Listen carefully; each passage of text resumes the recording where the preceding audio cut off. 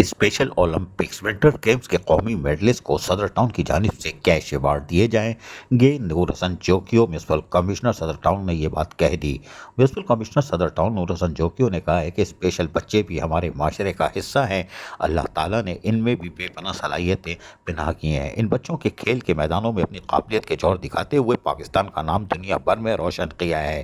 حال ہی میں اٹلی کے شہر ٹیورن میں کھیلے گئے special Olympics world winter games میں 6 گولڈ میڈل جیت کر دنیا بھر میں پاکستان کا وقار سر بلند کرنے والے ہمارے قومی ہیروز ہیں۔ یہ ثابت کر دیا کہ ان میں صلاحیتیں کسی طور پر بھی دوسرے سے کم نہیں۔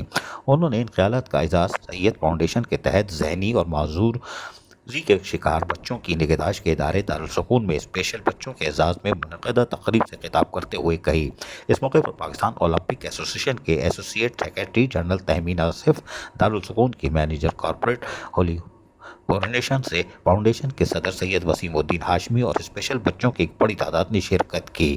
میونسپل کمشنر نے یہاں حوصلہ افزائی کی اور ان کے لیے خصوصی دعوت کا اہتمام کیا تھا اور خود خدمت کرتے رہے۔ صدر ٹاؤن کی طرف سے میونسپل کمشنر نور حسن جوکیو اور ان کے افسران نے جہاں ہمارے اسپیشل بچوں کی خدمت کی، وہیں پر یقینی طور پر ان کو خوش رکھا اور عید کے موقع پر اس طرح کی تقریبات یقیناً خوش آئندہ قرار دی جا سکتی ہیں۔